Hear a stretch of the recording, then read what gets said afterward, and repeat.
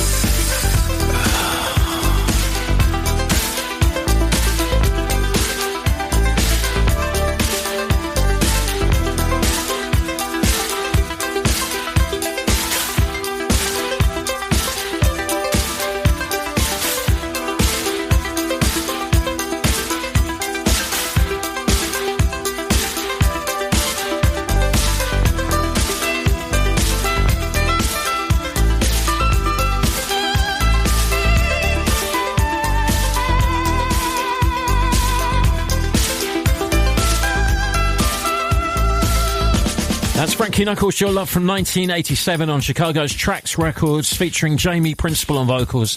A track that was part of the birth of a new era of clubbing here in the UK and, of course, around the world. But Frankie Knuckles' journey starts way before that and before we heard his music in the UK. Welcome to Six Music, Frankie Knuckles. Good to see you again. It's good seeing you too. Thanks for having me.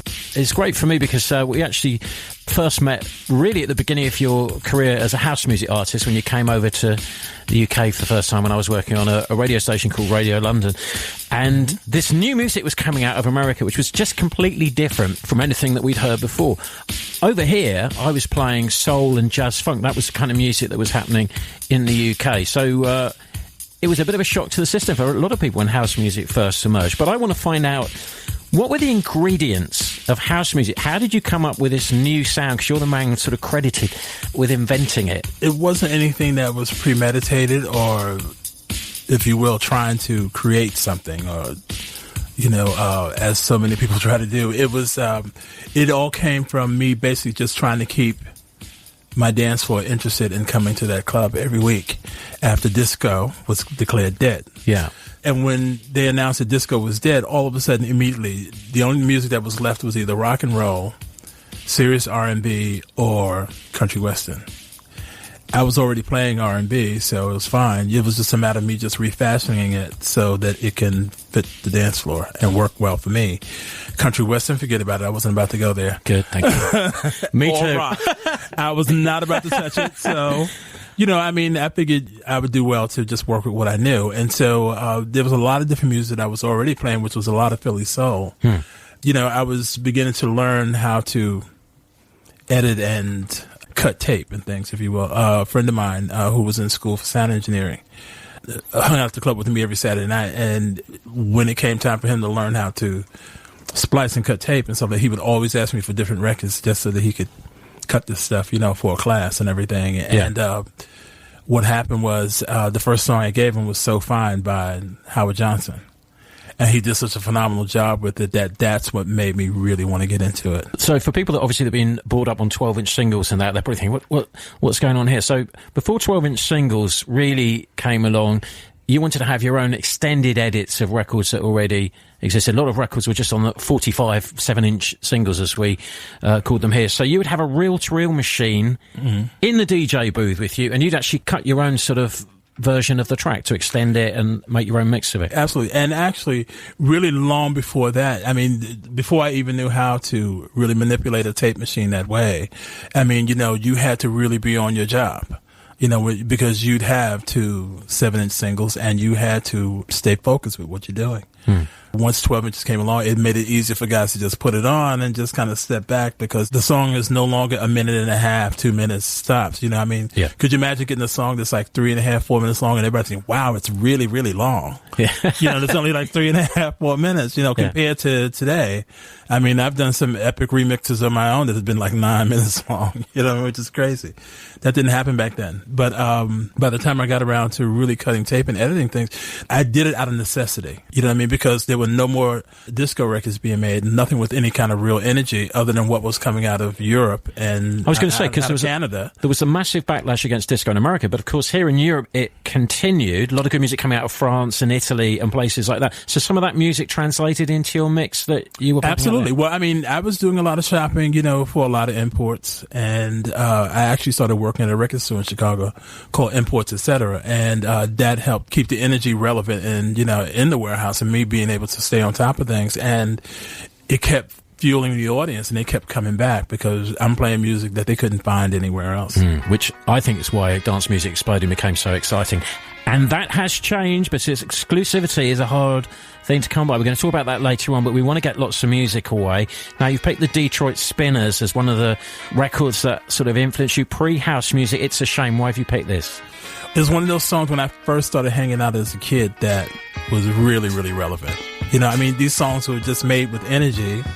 And you can dance to them, and everybody got into them. It's a shame the way you mess around with your man. It's a shame the way you hurt me. It's a shame the way you mess around with your man. I'm sitting all alone on the telephone, waiting for your call. When you don't call at all, it's a shame the way you mess around with your man. It's a shame the way you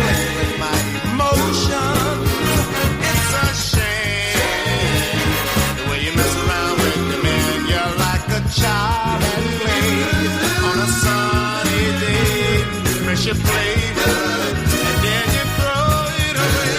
Why do you use me? Try to confuse me. How can you stand to be so cruel? Why don't you feel this prison for some time? It's a shame the way you mess around with me. It's a shame the way you hurt me. It's a shame the way you mess around with me. I tried to stay with you, show your love so true, but you won't appreciate the love we try to make. Oh, it's got to be a shame.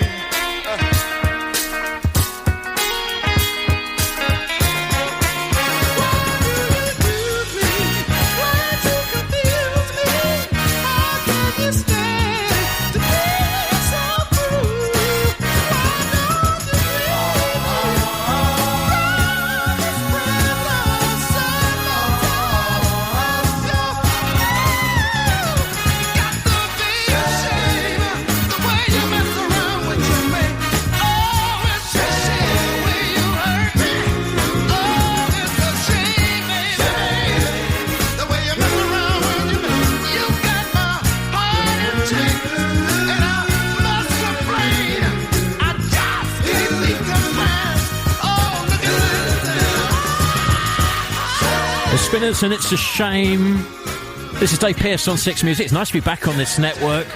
I will be here popping up a couple of times this year with some of these specials. You can catch me on BBC Radio 2 on Thursday nights at 11, delving into the last 40 years of dance music. I'm with DJ legend Frankie Knuckles, and dead excited to be back in his company. Frankie, I wanted to talk about your early DJing career. Actually, tell us about the continental baths as well. Okay, now, I think this is interesting because you can explain what the Continental Baths was and how, you know, where this music came from.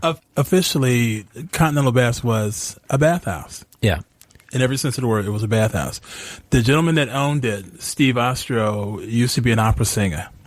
And it was his dream to open up an entertainment complex. But he opened the bathhouse first, and then he incorporated the entertainment.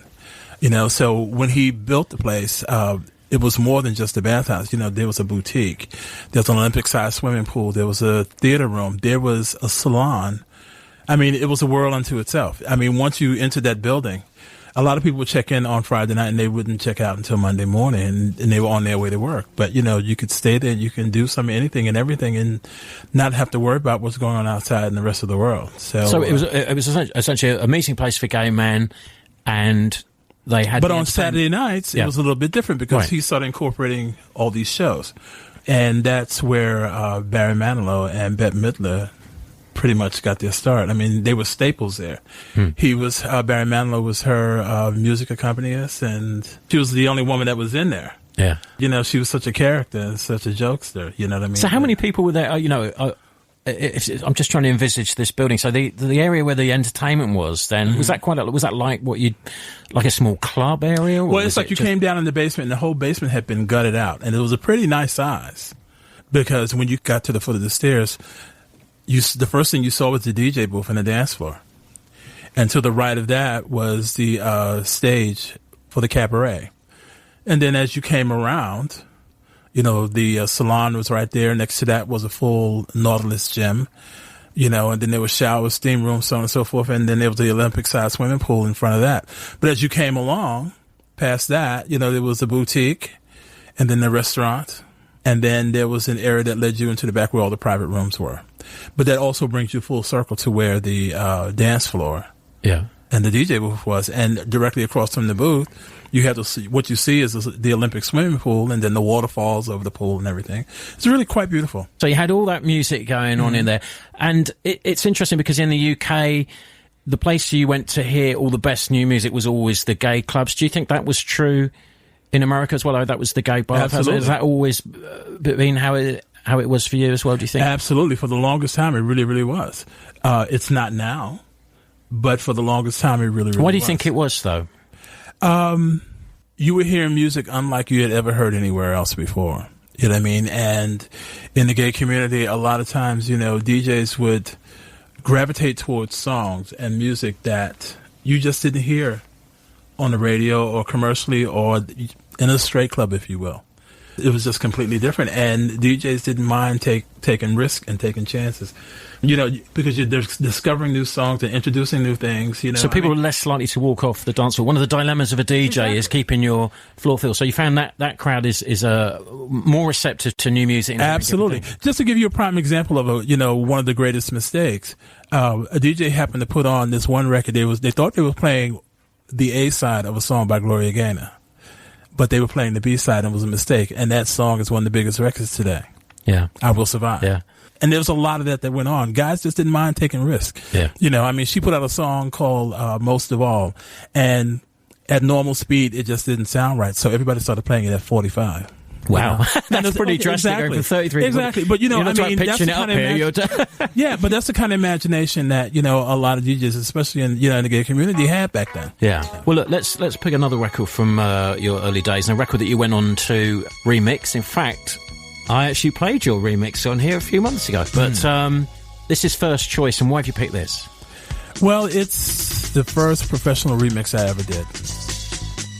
And it's interesting because I played that record in the warehouse for about 4 years before I actually got asked to do the remix. And then they held it up in production for so long after it was done because they didn't think I had enough of a name that people would want to hear it. So what they did was they held up the production on it for Shep Pettibone to have time to get his mixes done. Right. And then they put him on the A side and they put me on the B side. Wow. Well, good company to be in that time. Hey, I love Shep. Shep was a very close friend of mine, yeah. Yeah, cool. Yeah. And but everybody starts somewhere. But so when you were playing this record, were you, as a DJ, going, I'd love to remix this, and I think I'd do this with it? What it was is that I had been playing, it was an album cut.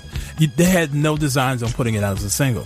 But I was playing it so much at the warehouse for all those years, long after the album had, been put away.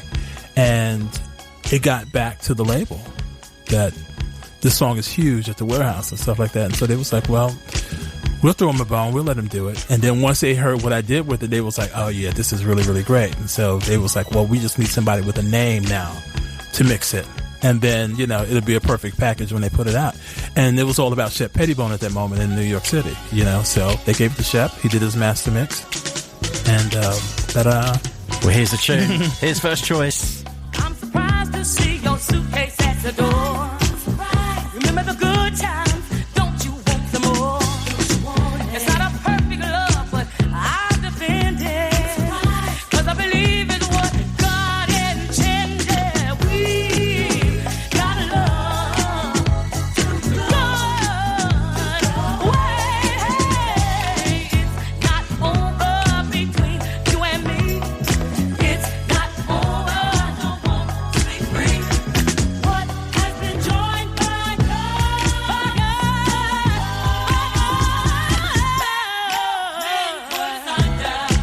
Now, go away.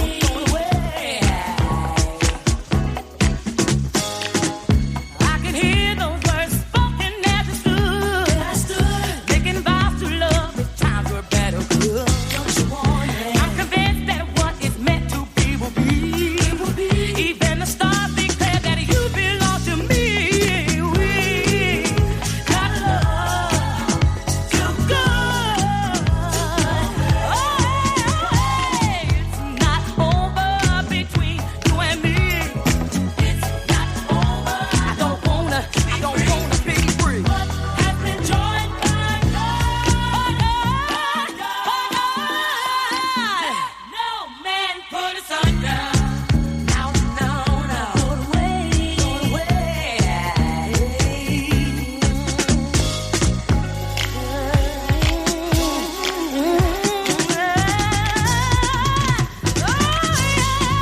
It's not over. I don't wanna be free. I don't wanna be between you and me. It's not over. It's not over. I don't wanna be free. So like you see, I got something here that you don't ever want to turn down. I got something for your mind, your body, and your soul. Every day of my life. Every day of my life.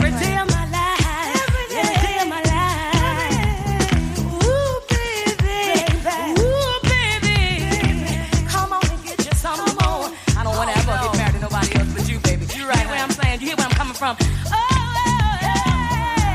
It's not over. No, no. It's not over. No, between you and me. Oh, no. Oh, baby, baby, baby, baby. It's not over between you and me. It's not over. No more to be free. What has been joined by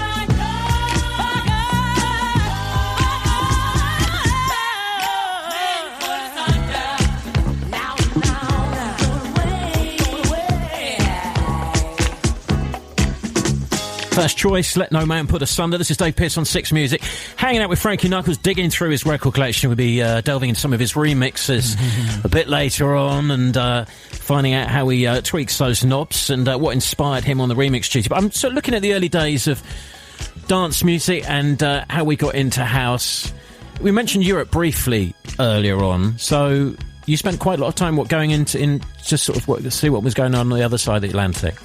Well, obviously, I wasn't traveling back and forth then. I wasn't doing any traveling at all, as a matter of fact. You'd be lucky if I make it to the garage every other weekend in New York, you know, and go record shopping. But because I worked in a record store. Yeah. And all the imports that came in. Yeah, all the vans come in with all the latest tracks. So whereabouts was that you were working? It was in Chicago. It was called Imports, Etc. And it was downtown in Chicago in the financial district. And a friend of mine owned the shop, and because he used to hang out at the warehouse all the time, he asked me if I would be his unofficial buyer, because people would come to the warehouse on Saturday night and I'd play something and immediately they'd go running out looking for it, and they would immediately run to the store, you know, because they said, well, this is where Frankie buys all his records from, so they must have it there. You know, so officially, unofficially, he brought me in as, you know, as the buyer of the store. What was exciting about those times, I think, is, and you've explained that pretty well, is that pre-internet and everything like that, there were maybe sometimes in your country there might be only 50 copies of a record from Europe. The same happened here. You know, I would spend my time in a record store not far from here in Soho called Groove Records, and we would sit there and the vans would come on a certain day. You'd hope that if you knew them well enough, they'd keep one under the counter for you. Right. But if you were one of the A-list guys, they might save one for you. Yeah, and then but then if you had it, people could only hear that record if they came to see one of your sets. There was there's just no other way they were going to hear it. There's a certain romanticism about that. If you were the lucky guy to get a copy of some of these records. But, you know, Chicago wasn't New York. But thank God for the internet, because we're all on the same page now. But back then, a certain great record would come out and 2 or 3 stores in New York City might get, I don't know, anywhere between 50 to 100 copies of that particular song. You know what I mean? Maybe because that's how they ordered it, whatever the case is. But in Chicago, you'd be lucky if the store would be lucky if you get 5 copies. Wow. And, you know, if I ordered them, I tried to order as much as I could because I knew. But before I started working there, they would try to get as much as they could, and they'd be lucky if they got 2 or 3. By the time I started working, because I knew that there were other DJs in the city that was going to want it, I would order in greater numbers. But a lot of times they still would just only send me like maybe 5 or 10 copies. So the record stores were just so vitally important, you know, sowing the seeds of the scene that we know and enjoy today, and that journey into house music, which we're going to be talking about next. But first, you picked Martin Circus, Disco Circus. Why have you picked this? It was such a staple at the warehouse at the time, and I think every major dance club across the United States, if it was all about your club in your city, that was the song that drove the whole evening. It's got a hell of a groove. Turn this one up. BBC Six Music. The Six Mix.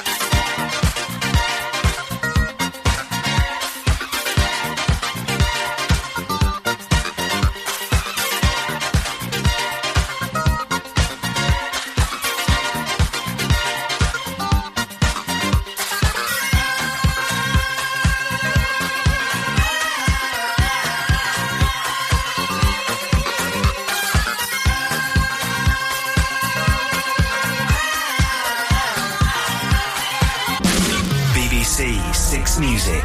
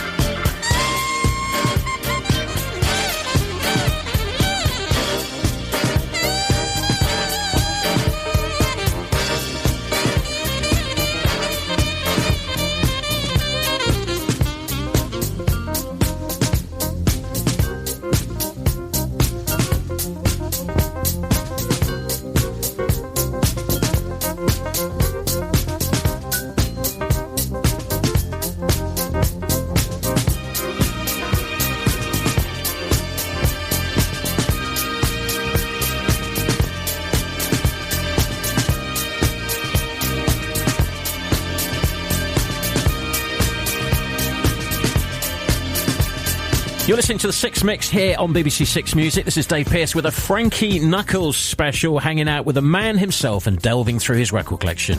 Hi, Dave. How you doing? That's MFSB, Love is a Message. That reminds me of UK pirate radio. I used to be on a radio, well, a couple of them actually. Radio Jackie was one, which went on to become JFM, and I used to run one from my house as well, and we used to play some of these tunes. So, MFSB, why did you pick that? Well, actually, it's part of my humble beginnings into the music business. When I used to work for Nicky Ciano at the Gallery, I remember the night this person from Philly International actually came in and brought the record. And it was a white label. And that Nicky played that record all night long. It was all the talk. You know, Love is the Message, and it became the theme of the club. Okay, well, beautiful, beautiful record. We're going to talk now about The Warehouse in Chicago. Tell us about that club then and why it was special. They didn't really want me first. They wanted Larry first at the Warehouse. And at the same time that they wanted Larry, Larry was playing at a place called Reed Street, which was the predecessor to Paradise Garage. But, you know, the plans were being made for Paradise Garage and being built for Larry. And, of course, Larry had no intention on leaving New York City. They're about to build this super club for him. Yeah. You know, and it's the first of real, you know, especially after our super clubs ever. And the whole thing was being custom designed to his specification. It's amazing when they were doing it, you know, the sound system was put in the room and then the room was built around it. Yeah. So we're talking about Larry Levan here for people that have just tuned in, and the Paradise Garage in New York, which was I was lucky enough to go there as well, and it was just the stunning sound system. It was wasn't Mecca. I mean, you just breathed the music. It was Mecca. When you walked in there, you knew it was someplace special. Yeah. And no one had ever seen anything like that back then. So. Yeah. So let's talk about the Warehouse, though, which is where you were in Chicago, because a lot of people are saying that's where the name house music came from, because it was the records that you were playing at Warehouse. Is that a fair story? I'm trying to get everything right here, because we read all these different books, and you were the guy.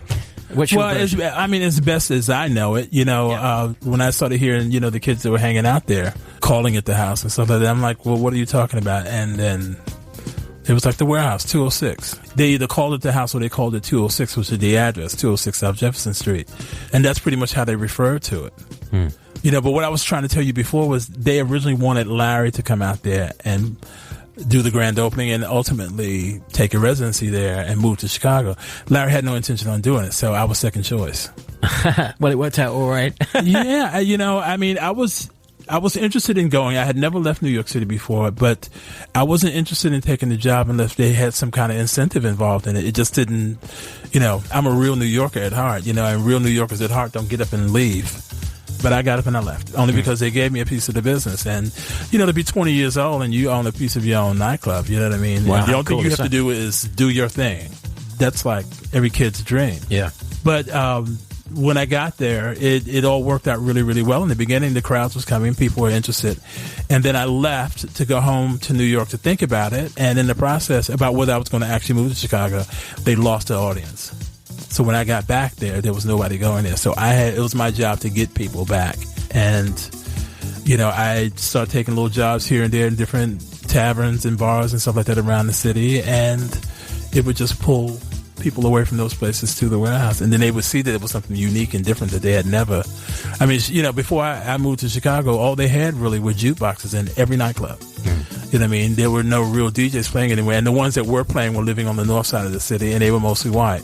In all the black clubs and stuff like that, you know, in the Latin clubs, there were no DJs. There was only just jukeboxes. Wow. Yeah. So let's look at the music you were playing then in the Warehouse Club. We've heard about those influences, the Philly sound. You love just strings, you love the big songs, the great vocals, and all of that. But actually, you know, my recollections of the early house records that you know, the first ones that were coming in on tracks and all that, what I remember is the kind of quite raw edginess of the tunes. And I was starting to play hip hop at that time. That was just kind of emerging in the UK as well. And there was in a way quite a similar feel about it, because it was so raw. It felt like street music, I guess, is how I would describe it. So how did those sounds evolve? Where did that come from? I didn't really get into production until like maybe right after I did Let No Man Put Us Under for First Choice. And maybe 6 months, almost a year later, Jamie Principal walks into Imports, Etc. and asked if he could meet me and stuff, because he wanted to have a word with me. And you know, he was a kid. He walked up and he asked me if I would be interested in producing him. And I told him that I wasn't a producer. You know, I just got lucky to do that remix and stuff. And he was like, well, I really like what you do, and I really wish you would consider doing it. You know what I mean? And that's what actually got me into producing. I mean, the fact that this kid thought that I could do it. So I just figured, okay, well, what the hell? I mean, you know, he's putting that much faith in me. Yeah. You know, I mean, what do I have to lose? But, you know, at the same time, while I'm working with him and I'm learning as I go, if you will, kind of on the job training, you've got all these other different guys, Jesse Saunders, Steve Silk-Hurley, all these guys that's all trying to do their own thing. They're trying to, you know, open their own clubs and fashion it behind the warehouse and what we did there. But they would do everything on a much smaller scale. But why did that sound come out of Chicago, do you think? Because it was very much rooted in, you know, Traxel DJ International. Well, it was Chicago. It was a sound. A lot of those songs was based on the sound that came out of the warehouse, which was all that early Philly stuff. Yeah. You know, but at the warehouse, I mean, it was a house party. So, you know, if you go to any real house party, you hear a wide cross-section of music. You know what I mean? It's never just one thing. You know, because it's a social atmosphere, so it's never everything is, you know, 130 beats per minute and 4 on the floor. No, you heard anything from rock to soul to gospel even. You know what I mean? That was how David Mancuso fashioned the Loft when he first opened it. You know what I mean? And so it would be quite the journey that you go on all night long. And come morning time, you know, he might put something like when it's close to time to go home, he might put something on like Here Comes the Sun by Nina Simone. Would change and adapt to just the mood in the room. And you really felt like you belonged to something really, really special. Yeah. So we've been remembering, Frankie, some of those early clubs here at the Loft and the Power Plant. And, well, you hooked up, I think, at the Power Plant with a certain Derek May, who gave you one of the first airings of a record that's widely regarded as one of the best moments ever in dance music. Tell us the story. He brought me this track one night at the Power Plant. And he said, Frankie, this is something I just finished doing. And it was on a reel. And I had my reel-to-reel set up in the console. I listened to it, and in the middle of while I was listening to it, I just mixed it right in. It's one of those moments where you hear something, you know, and I don't know if very many DJs do this kind of thing today, but, you know, you're listening to it in your headphone and it just fits with what you're doing at that moment. And it was a risk doing it, but I just mixed it right into what I was doing. It flowed right into it and the whole room just went nuts and stuff. And then it played all the way to the end. I stopped it. I ran it back. I played it again. I did it like 3 or 4 times. Everybody was like, what is that? What is that? What is that? You know what I mean? And Derek was like, and I kept pointing to him because he was standing in the DJ booth. I kept pointing to him. And so he was like, so what are we? I was like, well, what's the name of it? And he was like, I don't know. What do you think we should call it? I was like, The Strings of Life. Because that's what it is. It's the strings of life playing. Yeah. You know, and he was like, okay, that'll work. Wow. And of course that went on to the next thing when it came out, it was called The Strings of Life. Yeah, a record that's dearly loved in this country and you know, one of the greats. So let's stick it on. Here's Strings of Life.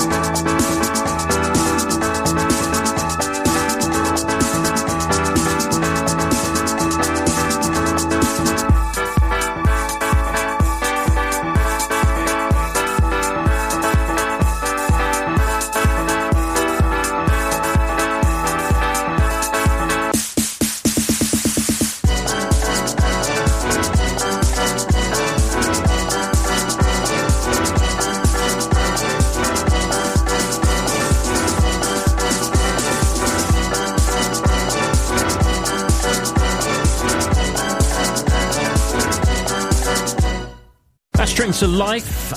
Derek May, of course, making that amazing record. We were hearing about how Frankie named it whilst he was DJing. And I wonder if you get a royalty for that as well. I don't know. But the musical connection continues with Derek May because he gave you your first drum machine. Well, at this point, I had my own club. I had left the warehouse, and I had opened up the power plant. And there was always a caravan of kids that would come into the city from Detroit on Friday nights to hang out at the power plant. Friday night was our biggest night. And Derek May was one of those kids that would come down. And one Friday evening, he came in and he was like, listen, I just got these new drum machines. He was like, and I got one in my car. He was like, and I think you should really have one of these. Okay, why? Was my question. He was like, listen, I think if you hook it up to your mixer and stuff like that, he was like, you can program your own beats and so on and so forth. And then you can incorporate it into what you're doing while you're playing. You know, and I just thought, okay, well, this should be interesting. Yeah, sure, fine. And he gave it to me. You know, and he hooked it up and he showed me how to program it and all the rest of the different stuff. And that was the first, I mean, and I never did anything with it other than just use it there in the club that way, you know. So, yeah. I mean, I'd be playing certain records and programming different beats underneath them and stuff like that, you know, and it was fun. Yeah. You know, but at the same time, you know, I'm now also working a little bit more with Jamie in production.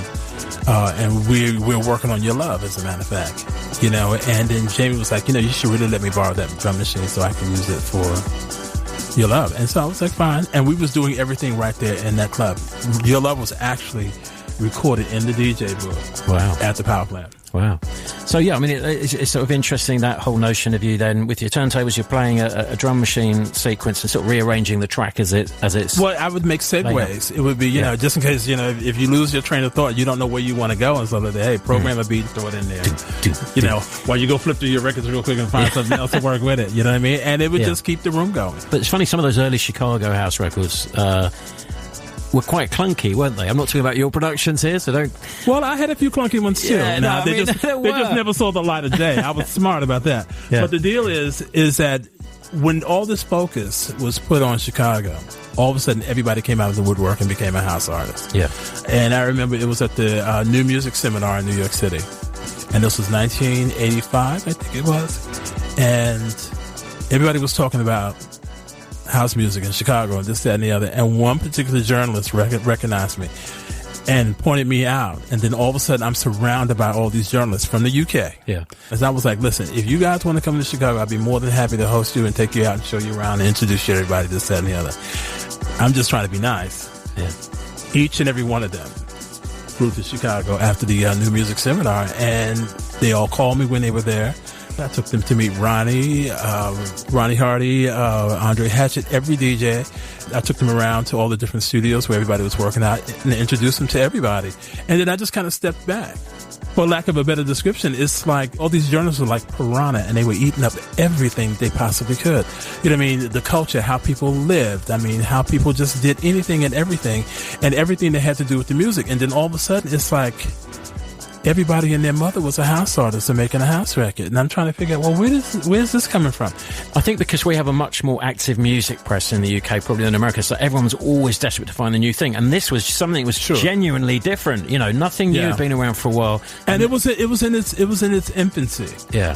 You know, all the way across the board, it was in its infancy. But all of a sudden, you've got thousands of people making house records. So the quality, what you're saying is the quality control wasn't always there, yeah. Yeah, and most of it was garbage. Yeah. Most of it was garbage. Okay, well, here's one that isn't garbage. We can play Marshall Jefferson, Move Your Body. Why have you picked this one?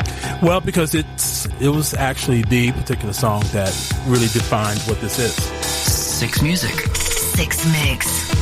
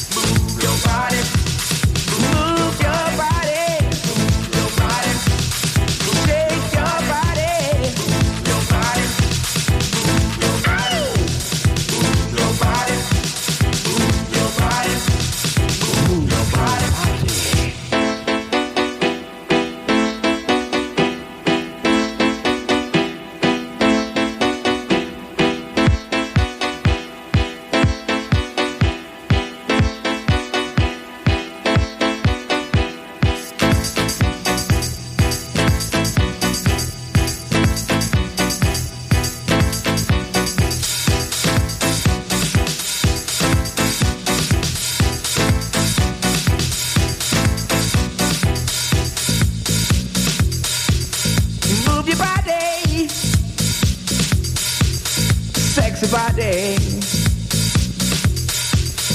Move your body. Sexy body. Move your body. Move your body. Move your body. Move. It's gonna set you free. Move your body. Move. It's gonna set you free. Move your body. Move. It's gonna set you free. Move your body. Move your body. Move your body. Move your body. Move your body. Move your body. Move your body. Move your body. Sexy body. Shake your body. Sexy body. It's gonna set you free. Rock your body. Rock your body. It's gonna set you free. Rock your body. Rock your body. Rock your body. Rock your body. Rock your body. Rock your body. Rock your body. It's gonna set you free. Rock your body. Rock your body. It's gonna set you free. Rock your body. Music's gonna set you free. Rock your body. Rock. It's gonna set you free. Rock your body. Rock. Music's gonna set you free. Rock your body. It's gonna set you free. Rock your body. Rock your body. Rock your body. Rock your body. Rock your body. Rock your body. Move your body. Move your body. Move your body. Move your body. Move your body. Rock your body. Rock your body. Rock your body. Rock your body. Rock your body. Rock your body. Rock your body. Rock your body. Rock your body.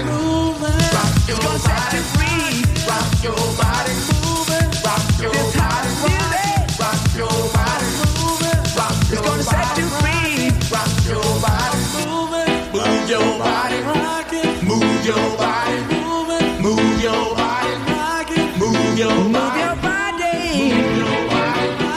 Move your body. Move your body.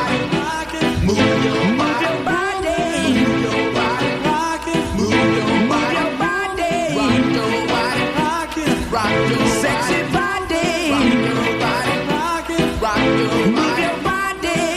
Marshall Jefferson, a house music anthem, Move Your Body.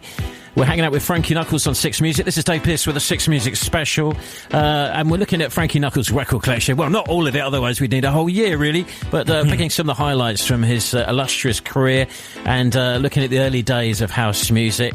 So I'm sure there's lots of you out there getting all dewy-eyed, reminiscing about some of the clubs and nights that you went to. I particularly enjoyed this era of music. It was very exciting, because the music suddenly got faster again, I guess. Certainly in the UK, we'd all slowed right down with that soul and jazz funk, and suddenly, you know, everything had just notched up a little gear. Yeah. So it was a good vibe, wasn't it? Yeah, absolutely. Happy. Well, that was the scary thing that happened in the United States when they declared disco dead. All of a sudden, the energy was stripped right out of the music. And I think the main thing I was trying to do was just trying to keep the energy there, which is why I was recutting everything and layering different drum beats underneath, you know, and I was using a rhythm maker then to do that, just to keep it fresh. And how long were your DJ sets back then? You spoke earlier about this whole thing of creating this journey for the night. So what was your sort of average? 12 hours. 12 hours. Wow. From midnight to 12 noon the next day. Yeah. But, I mean, there were 4 occasions that I actually had a marathon, 24-hour marathons.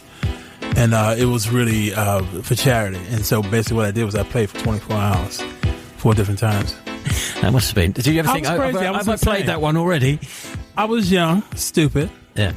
and insane.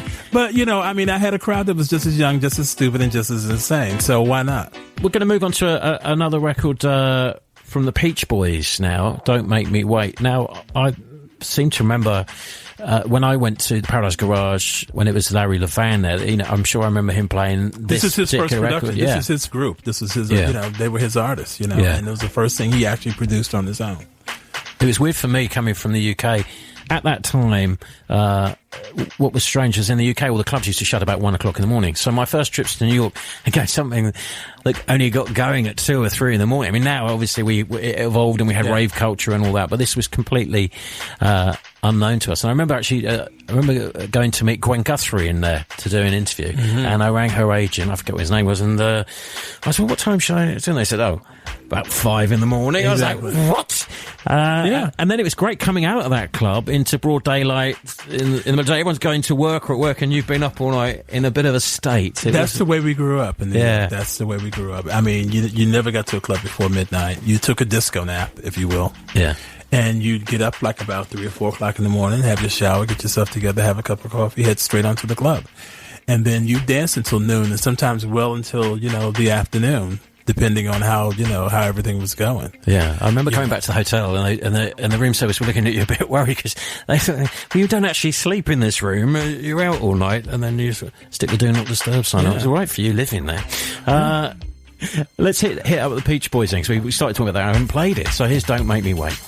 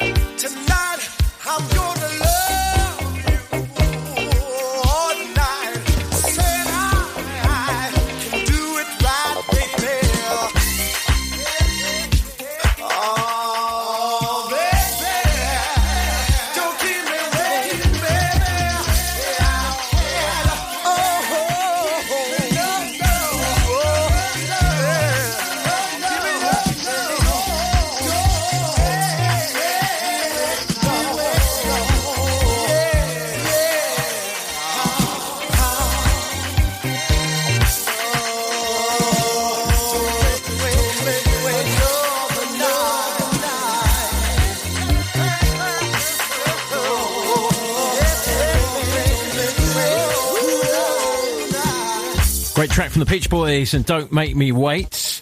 As Frankie was saying, that was early Larry Levan. We were talking about Larry Levan and the Paradise Garage. And in Larry's records, what always interested me was every little sound is in there for a reason. And we were just talking during that record about how record production has changed, particularly with dance music and electronic music.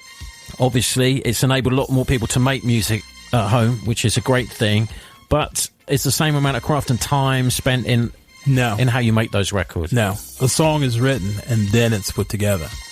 You know, it was a collective effort. You know, the Peach Boys was a group, but it was Larry's group. You know, I mean, they were a bunch of musicians that used to hang out at the garage, and they had different ideas and demos that they would, you know, play for Larry, and then he eventually became, you know, the fifth person in that group, and his vision is what made them what they were. You know what I mean? And even when you listen to a song like that, I mean, if you listen to any mix Larry has ever done, Larry Levan has ever done, the one element that sticks out the most is the funk. Yeah.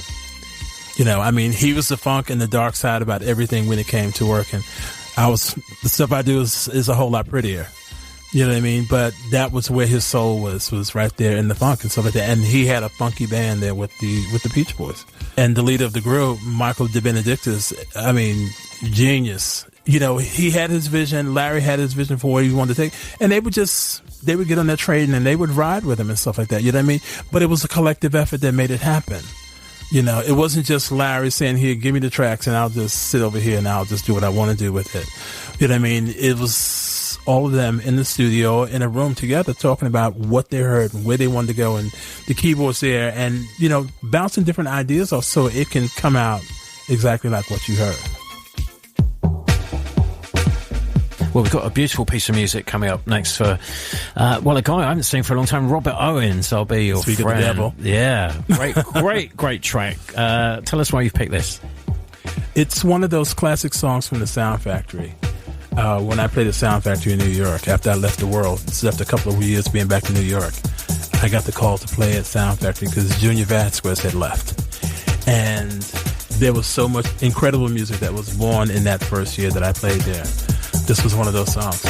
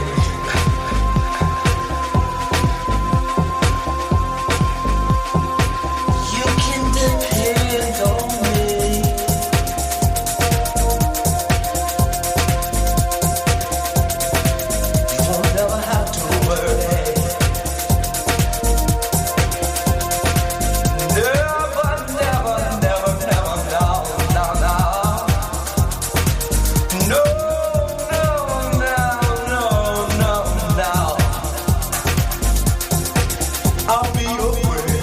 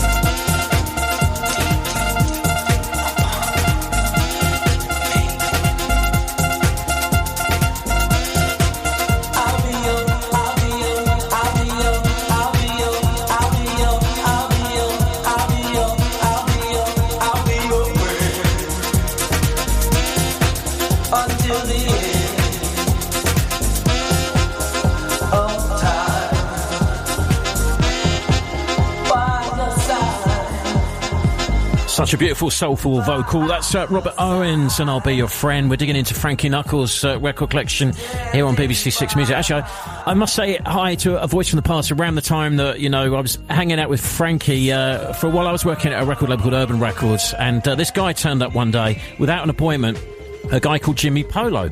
And he was from Chicago, and he was trying to get a record deal. Couldn't get one in the States, so he came into the office. I'm from Chicago, and he knew that I liked 10 City and all that sort of stuff. He's going, oh, can I come see you? I was like, okay. And he said, yeah, I want to make a record. And I was like, okay, have you got the track? And he's going, oh no, I haven't got a track, but I can sing it to you. So he just stood in the office. I said, well, go on then, sing it. And he sang Better Days, and which was great. So I was like, okay. So we put him in a studio in London with Adamski, who was this keyboard player who went on to do all this wave things. And we made our own little attempt to sort of US sounding house music. But it was a nice little track. There's a great B-side of that. So Jimmy Polo, if you're listening, wherever you are. I still speak to him to this day. Do you? Oh, we have to say hi. Yeah, he lives in Italy. Does he? Yeah, I speak to him all the time. We're going to go into the Sounds of Blackness and the Pressure next. Sounds of Blackness, just awesome, and you got to get your remix treatment on Sounds of Blackness. Well, how did you get to work with them? I wanted to remix Optimistic, and I called up the label and I was begging them to let me mix Optimistic. It was like, well, listen, we actually had something else in mind for you. It was like, we'd rather you do The Pressure. And I'm like, The Pressure's nice, but I would really rather do Optimistic. And they was like, no, Frankie, trust us. They was like, listen, do us this favor. They was like, remix The Pressure, and then we'll let you do Optimistic afterwards. So I'm like, okay, bet, no problem. So, I got my crew together, and we went in, and we knocked it out. I mean, it came out fabulous. It really did, and I was very, very happy with it. And so now I'm thinking, okay, well, you've done this, so now you're going to get to do Optimistic. Optimistic had already came out while I was busy working on the Pressure. And I was like, well, what about Optimistic? They was like, you don't need to do Optimistic. You just batted out of the ballpark with this. And I was so upset. I really wanted to do Optimistic, but between the two records, it was the better one. Yeah, I mean, they're both great. I mean, yeah, they're both great, absolutely. But The Pressure made the biggest impact on the dance floor. Yeah. Do you get to talk to, like, because Jam and Lewis did the original production on the tracks, didn't they? So do you sort of get to speak to them about the route that you're taking, or once it's headed over to the remix, do they just step away and they just go, right, this? Do you have any communication with them? Well, I did have some communication with them when it came to that particular song, because before that they had did a song called I Can't Stand It. I don't know if you remember that.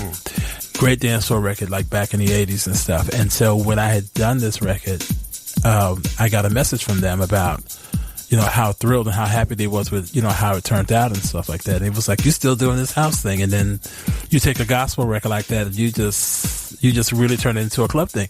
I was like, I was trying to keep it church without, because I know a lot of people that are very religious in Chicago, and they're very, very funny about gospel music being played on dance floors. And so I was like, listen, people get the spirit in the middle of the night.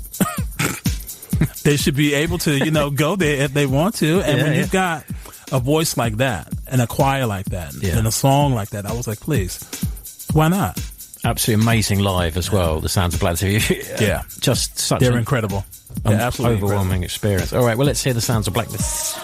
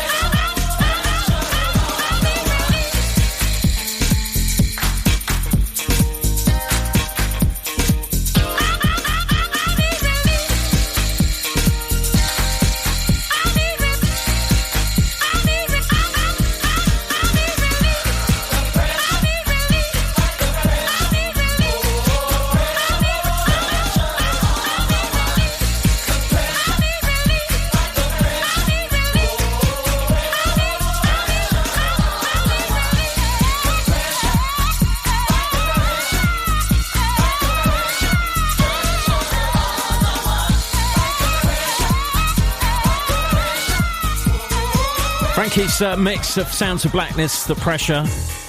Right, we've got a British dance artist coming up next. Someone I remember very much out on the rave scene in those mad days. Alison Limerick, why have you picked this? It's Where Love Lives. It is. Isn't that obvious? You've been hurt, and you've been down. You've been set out of your fourth wall and pushed around. Flying high, but oh, you felt so low. When she walked out of that door and left you on your own. Don't reach out for me with an apology. I'm never something your desire. Don't reach out for me with an apology.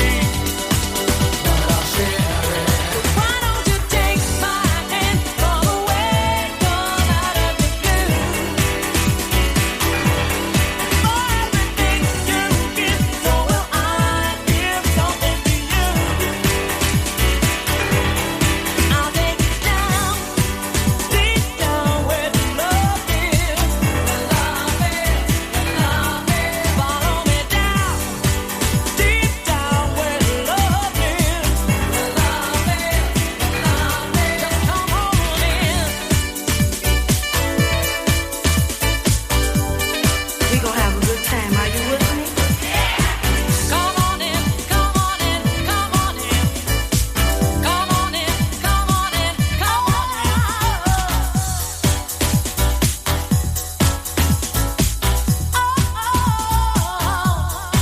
So you're longing for the warmth of somebody. You've got nothing in this world to lose. Let me take you down where love is. Come away, come on out of your blues. Don't reach out for me with an apology. I'm never something your desire. Don't reach out for me with an apology. But I'll share it. Why don't you take my hand from away, gone out of your blues? For everything you give, so will I give something to you. I'll take it down, deep down where the love is. The love is, the love is. Follow me down, deep down where the love is. The love is, the love is. Just come on in, love is. Just come on in. Alison Limerick, Where Love Lives, just because. That's why we're playing it. Frankie, tell us about your connection with this tune and how you ended up working on a record from a British dance artist. David and I were remixing everything here in the UK in like the late 80s, early 90s, and pretty much lived in Quad Recording Studio. And this song came across our desk one day. I got to the studio, and he was like, well, you have to hear the song that we just got to do. And he put it on. I was like, oh, yeah, absolutely. Yeah, we definitely have to do that. I was like, when do we start? And so he was like, well, as soon as we finish this up, we'll do that. And what actually we were working on at the time was What You Gonna Do With My Lovin' for Inner City. And so, you know, we couldn't wait to get to this particular song. You know what I mean? I think we both heard the same magic in it. And the way we worked in the studio is that it was a big 72-track SSL board. So David was at the top with all the percussion, bass line, that kind of thing. And I'm down at the bottom end of the board with all the harmonics and the pretty stuff. So the strings, the piano, yada, yada, yada. But going in, what we do is we always did our overdubs first. So David would go and program his drums. Then I'd go in and I'd work with all the musicians, you know, starting with the piano lines and stuff like that. And then building all the strings and everything else after that. And then we'd meet in the middle. Well, those pianos, I mean, just it still works today, that record. Just a joyous moment on the dance floor. It's a classic piano line. Yeah. And as I was saying there before that, obviously Alison, that was kind of when the rave thing was going on here as well. So I was doing these raves. Yeah, the rave thing came on the heels of all of this. Yeah, this story in London. I remember having her on alongside The Prodigy. And I mean, I had on one bill, Alison Limerick, The Prodigy and Mannix and SL2, I think, all different styles of music, but it all kind of worked in one night. Wasn't it the Summer of Love? It certainly was. Well, I can remember of it. It's time for the latest Six Music news. We've got an all-time favourite Frankie Knuckles track coming up, which is very special to me, in just a minute. BBC Six Music. Music. Look at me, baby. I've been crying.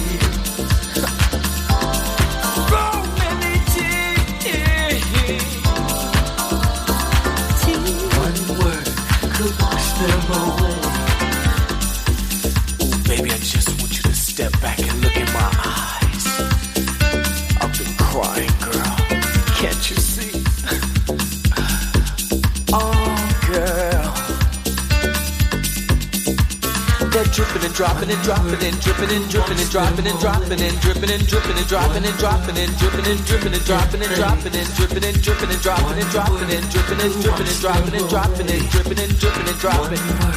Could take their blood all over me. Could wash them away. One word could take their blood. So many. One word could wash them away. So many. One word could take their blood. So many tears. Could wash them away. One word could take their place. One word could wash them away. One word could take their place. One word could wash them away. One word could take their place. One word could wash them away. One word could take their place.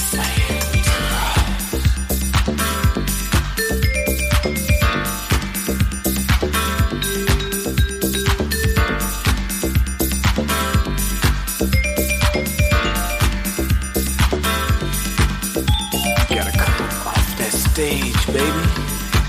Come on home and rescue me. sing for me, girl. I want you to dance for me, baby. Move that body for me.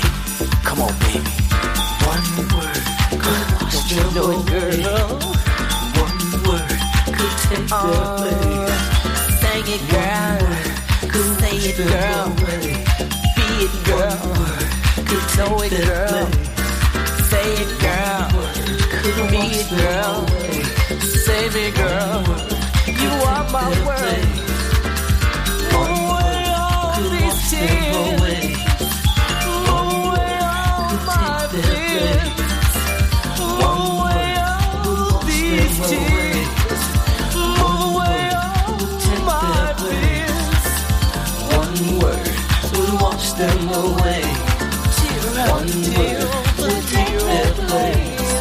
Tear after tear over here, over here. Tear after tear over here, over here. Tear after tear over here, over here. Tear after tear over here, over here. Well, that's one of my all-time favourite records, and the man who made it is sitting opposite me, Frankie Knuckles. So we're going to a little segment, actually, of playing some of your records, Frank. I know you didn't necessarily just come in the whole load of your records, but I've put some in because I just need to play some of these. No worries, no worries. Very special record. And we were just talking... it's kind of nice because I don't listen to them. Well, you know what's weird is you were just saying, when we were just putting it on, how surprised you were that people's sort of emotional connection with this record. And I mentioned that after 9/11... I was on a Radio 1, another radio station, and this is a record I chose to play for New York and open my show with because I just didn't know what to play. Thank you so much. And this, it really hit a nerve with people. It's always had a strong emotional connection with me. But as a DJ on the dance floor, you've seen people like crying when this record comes on. Well, you know, it's one thing to be on this side of the production of it, you know, and then also being the DJ that plays it in a nightclub, you know, but when people are actually reacting to it on the dance floor, you know, which is why I like playing in DJ booths that I'm so much closer to the dance floor, because at least I see and really feel everything that's going on. When I'm too far away from it, I don't feel like I'm a part of the party. And I had people come up to me and said they're actually crying out there. People are really crying at how beautiful this song is and stuff, you know, and it kind of blows my mind a little bit, you know. There's certain songs I've worked on that it'll hit a note and I'll just break down in the booth, and I'll immediately have to just turn around just so people don't see it. And sometimes I get caught up in it. I've done it as well. Yeah. And sometimes people catch it, you know what I mean? Yeah. And I can't talk about it now because I'm about to go there. You were also saying that record nearly was just an instrumental, but it was actually Judy at Def Mix in your management that said, no, you've got to put a song on there. I wanted to keep it as an instrumental because it was so beautiful. But she was like, no, you have to write a song to this. You have to write a song to this. And then I was like, and at the time, Satoshi was still living in Tokyo. So I called Satoshi on the phone. I was like, okay, so we have to write a song to this. But I wasn't asking him to because he didn't really speak English. So I said to him, if you could have anybody sing on this record, who would it be? He said, Robert Owens. Well, Robert Owens happened to be my roommate at the time. I had moved Robert to New York because I was working on an album for him. Yeah. So I told Robert, okay, we need to write these lyrics for this song. Well, it's a great, great piece, that. And it's always featured in my lists of all-time favourites. When you go on MTV or wherever and pick records, it's always in there. And it's just such a big anthem in the UK. I really appreciate the people of the UK embracing that song the way they have, because it means so much more to the people here than I think it even does to me or Robert. You know what I mean? It chronicles people's lives, and people know exactly where they were at and what it, you know, when they hear it, it just immediately takes them there. So we're going to play the Whistle song. Now, this is interesting because I think we meet again in the UK when this is actually came to do the promotion for that. By then I was on KISS, which had been a pirate. We got a license, and we had London's first dance radio station. And this record was just completely different from anything we'd hoped for. So how did you come up with this? I wanted something that was going to really, really be special and absolutely beautiful, but would engage people. And this was the first time that Eric and I was working together. You know what I mean? And he had the rhythm, you know, of the track basically laid out, you know, and I'm singing around different things and singing different ideas to him, which is pretty much how I work. You know, I get with a keyboard player or program, and I sing every part, melodies, harmonies, as best I can. And So you got a good range in your voice then, haven't you? No, I'm lucky because they're all classically trained musicians, right? And programmers on top of it. You can't beat it with an ugly stick. You know what I mean? So that's what made it easy for me. And we started playing around with this idea, and then we started looking for the sounds for it. You know what I mean? And then when he started stumbling across that whistle, I was like, that'll work. Let's just lose ourselves in this tune. Shut your eyes and let's go on a bit of a journey.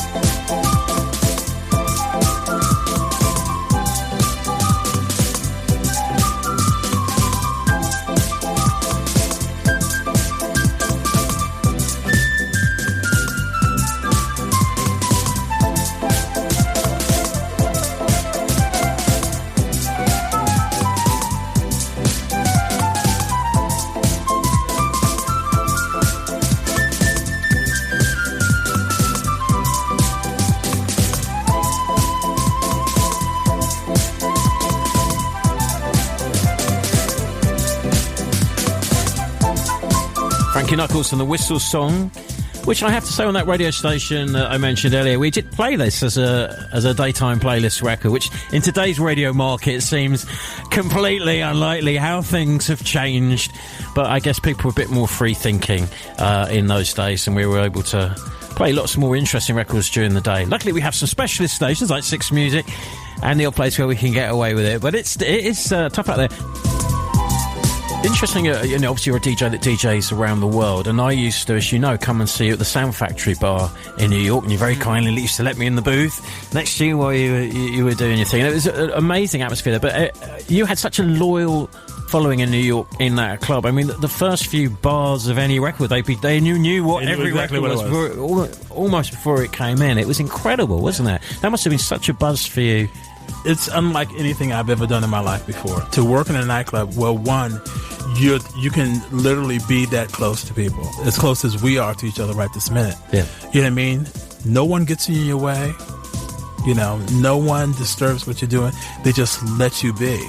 You know what I mean? And they feed you energy all night long. And it's ideal. I think that's the ultimate for any club DJ, is to be able to have a room that caters to you that way. I mean, they built the sound system to my specifications. The crowd that came in there was there for what I could give them. Yeah. You know, no one ever asked a request of anything. Yeah. I mean, you know, every now and then one of those kind of people would get in there. And of course, you know, the room would really, really react wrong because, you know, if I have to give them that look. He's doing the look now. Anybody that was in front of the DJ booth knew exactly what time it was. And if you saw that look, don't even go there. They would grab him by the scruff of the neck, and then I don't see him anymore the rest of the night. Yeah. So. No, it was a wonderful atmosphere in there, and I loved going there to see that. Now, I've got to know one of your tracks, and we will go on to other people's music. I just had to play this because I haven't played this on the radio for about 20 years or whenever. I can't remember when it came out, but I think this is a great emotional connection with this record. So tell us about how you made this. It's hard sometimes. It's the first song I actually penned alone by myself. I collaborate with a lot of different lyricists and songwriters, but it's the first song I wrote by myself. Wow. On the first album. And Shelton Beckton, his voice is just absolutely lovely. When Satoshi and I first wrote the music to it, I'm sitting there with pen and paper, and it just flowed. It just came right on out. That's what it sounded like it was saying to me. And then to get with Danny Madden and Shelton Beckton, you know, when we were coaching him through how to sing it, he just nailed it the first time, right? He felt it. He understood it. He knew what it meant.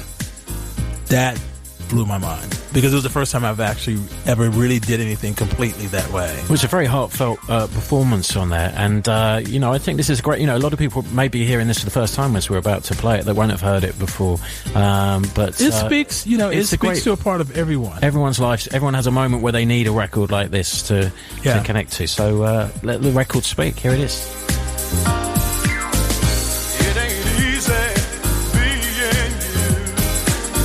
Every day, searching for the truth. I know it's hard sometimes trying to find a friend, someone you can trust who will be there in the end. Oh, but you must keep on, keep on. One day you will find someone who will be kind. From that moment on, all things will be made new. All the things you need will find their way to you. 'Cause I know it's hard sometimes. Struggling every day, it ain't easy. I know it's hard sometimes. Keep on keeping on. Trying to find a friend, it ain't easy. I know it's hard sometimes.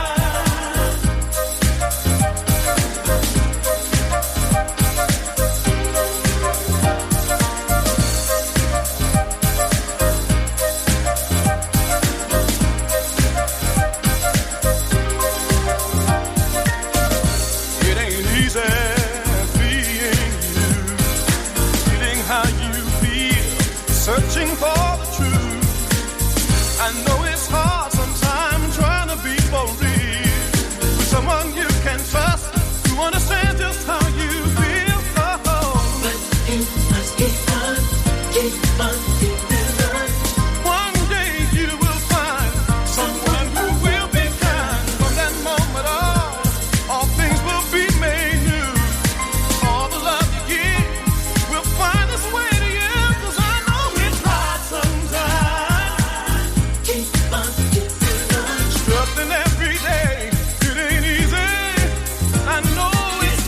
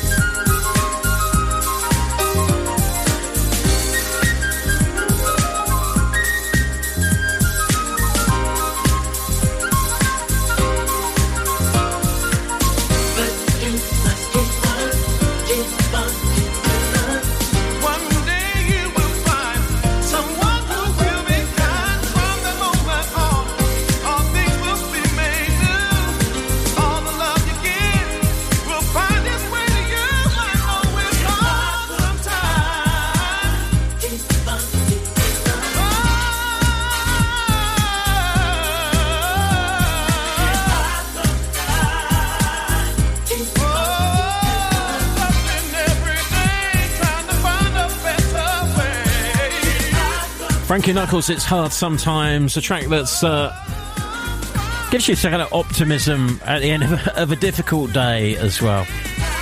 We're almost running out of time, which is a nightmare. I was sitting there with all these Frankie Knuckles. We need about another 4 hours, please, BBC. We need about another 4 weeks. Yeah, well, that would be great.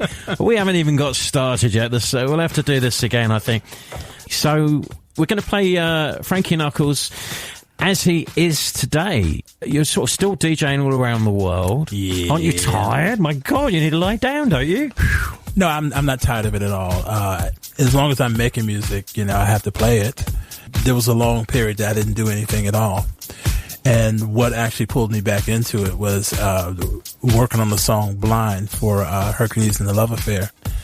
And at that particular point, I had people saying, listen, I don't know why you're not doing this, but, you need to get up off your ass and get back to work. Robin, my producer, getting very excited and jumping up and down. He loves that reference. If you hear this weird squeaking noise, it's his chair. So that's what kind of jump-started the whole thing. And I'm working in a capacity now that works really, really well for me. I can appreciate what I do so much more now than I could before. I mean, there was a time where I was buried in the studio all the time, and you can't really appreciate what you do when you're going from one project to the next, to the next, to the next. And so taking that period off, and then getting back to it now, I mean, I'm working in a capacity that works well for me, and I'm having a great time with it. So we're playing I'll Take You There. So it's got Jamie Principle on it. Yeah, Jamie Principle.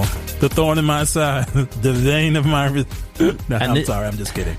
So this is the last record. It's where we say goodbye to Frankie Knuckles. Thanks so much for coming in. And thank you too. Thank you so much for having me. Your music's influenced so many DJs and music fans around the world. So it's a great honour to have you here today and celebrate your music. And we can get this now. Yes, it's out now on Nocturnal Groove. Okay, here we go.